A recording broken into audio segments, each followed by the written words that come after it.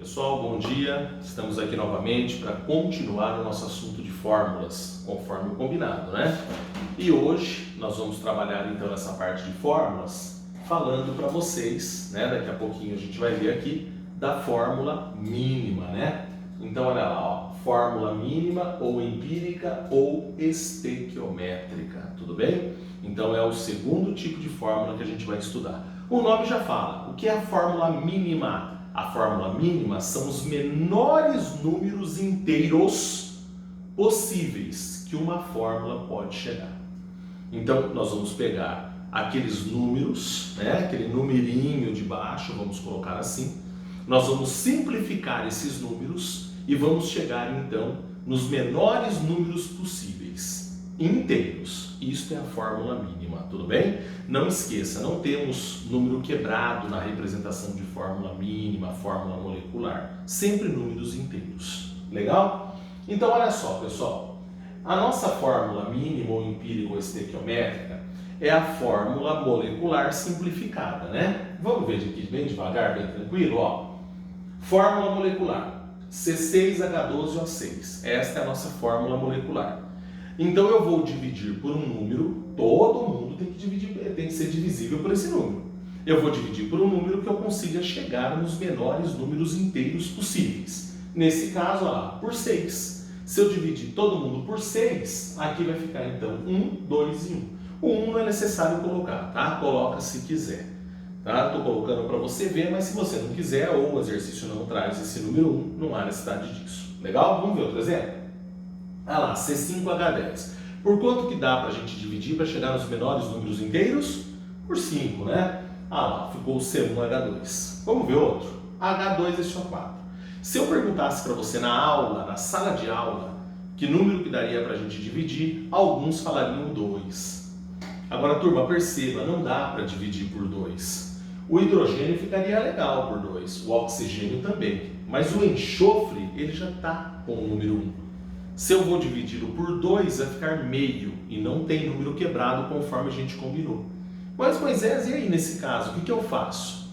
Nesse caso, você vai dizer que você vai dividi-lo por 1 mesmo, ou seja, a fórmula mínima e a molecular serão iguais. Aí, ó, a mesma, porque já estamos nos menores números inteiros possíveis. Vamos ver outro exemplo? Olha a água, mesma coisa. O H ficaria legal por 2, mas o O não. Então, nós já estamos nos menores números inteiros possíveis. Então, a mínima e a molecular são iguais. Olha a observação que eu pus para você. Ah lá. Nos casos 3 e 4, tá vendo? A fórmula mínima é igual à molecular. Isso ocorre, pois a fórmula molecular já apresenta os menores números inteiros, conforme a gente já falou. Nós já estamos nos menores números inteiros possíveis. Então, pode acontecer isso? Acontece direto isso, pessoal. Tá? Sem problema nenhum. Quando não der para simplificar, a mínima e a molecular serão iguais. Legal até aí? Beleza? Então vamos lá, de novo. Ó, outra observação que eu quero pôr para vocês. Pessoal, a fórmula mínima, dá uma olhada aqui, ó. Fórmula, vou pôr molecular e fórmula mínima. A fórmula mínima, ela não caracteriza ninguém. Você jamais vai olhar para uma fórmula mínima e falar assim, esta é a fórmula mínima do fulano. Esta é a fórmula mínima da glicose, esta é a fórmula mínima da sacarose, essa é a fórmula mínima do ácido acético.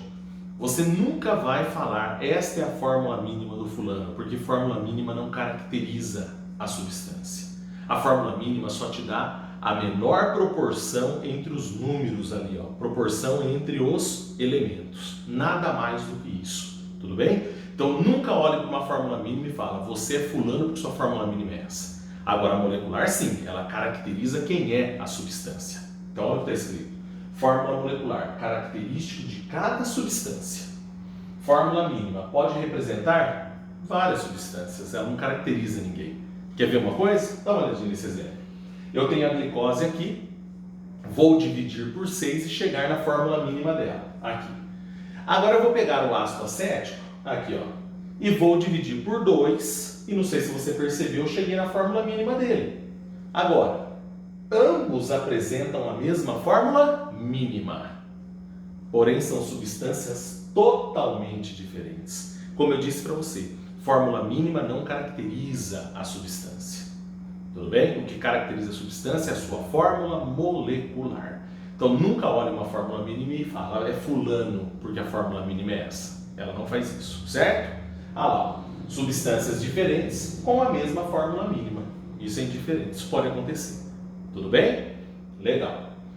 Como que nós vamos calcular a fórmula mínima, pessoal? Como que é feito o cálculo da fórmula mínima? Como que pode aparecer os dados no exercício? No exercício, quando você estiver lendo a questão, os dados para a gente calcular uma fórmula mínima, ele pode aparecer para a gente de 4 maneiras. Da primeira maneira, ele pode dar a massa dos elementos para a gente. Por quê? Porque o que nós estamos procurando? Nós estamos procurando esses numerinhos aqui, ó, o x, o y e o z, não é isso? Que nós chamamos de índice. São esses números que nós estamos procurando. Então, como que pode aparecer os dados para a gente achar esses números, para a gente achar este índice? Ah lá, como que pode aparecer aí para a gente? Primeiro, como eu disse para você, ele pode dar as massas das substâncias. Tenho 30 gramas de carbono, 50 gramas de nitrogênio, 80 gramas de enxofre e assim por diante. Se ele te der a massa do elemento, você só vai fazer isso. Você vai pegar a massa em gramas que ele te deu e dividir pela massa atômica que é dada para a gente. Por exemplo, o carbono.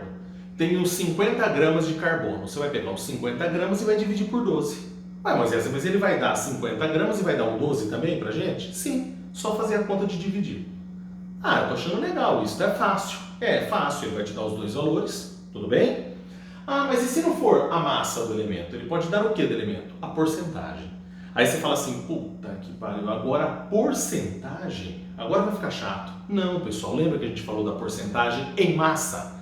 Então 30%, 30 gramas, 40%, 40 gramas, 50%, 50 gramas. É a mesma coisa.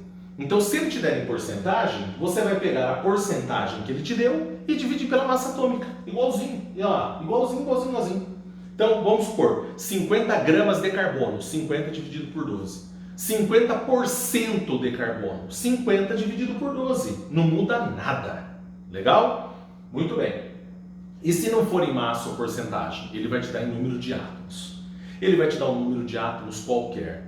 Quando ele te der um número de átomos qualquer, 3 vezes 10 é 22, 5 vezes 10 é 36, 7 vezes 10 é 21, qualquer valor, um número de átomos qualquer. Você sempre pega o que ele deu e divide sempre pelo mol, que é quanto? 6 vezes 10 é 23. Então lá, se te der um número de átomos qualquer, você vai dividir por 6 vezes 10 é 23. Agora pessoal, entenda uma coisinha, sabe por que nós estamos fazendo isso?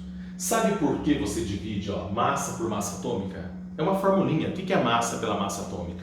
A gente está acostumado a falar massa por massa molecular, quando é uma molécula. É o número de mols. Número de mols é massa por massa molecular. Ou massa por massa atômica, se for um átomo. Aqui, porcentagem em massa. Massa por massa atômica. Por que está dividido por 6 vezes 10 é 23? Porque é o mol. Nós estamos passando para o mol. Então, na realidade, nós estamos achando o número de mol. Moisés, então a quarta maneira que pode dar no enunciado para a gente é já dar em mol. Olha lá. E se já dá em mol, você vai dividir por quê? Por nada. Já está em mol. Não é isso que nós estamos procurando? Nós estamos procurando o mol. Se nós já estamos em mol, você não vai dividir por nada. Tudo bem? Então essas são as maneiras. Olha lá. Massa, porcentagem, número de átomos e mol. Tudo bem? Gente, na próxima aula, você viu, não sei se você viu no comecinho, eu dividi essa aula em 2 partes. Essa aula 6, ela vai ter parte 1 e parte 2, tá? Então nós dividimos em 2 pedaços e eu tenho certeza que no próximo você vai entender os exemplos legalzinho, tá bom? Eu vou te dar os exemplos na próxima aula e na parte 2 dela, tá? Um abraço a todos, valeu, fiquem com Deus, até mais, tchau, tchau.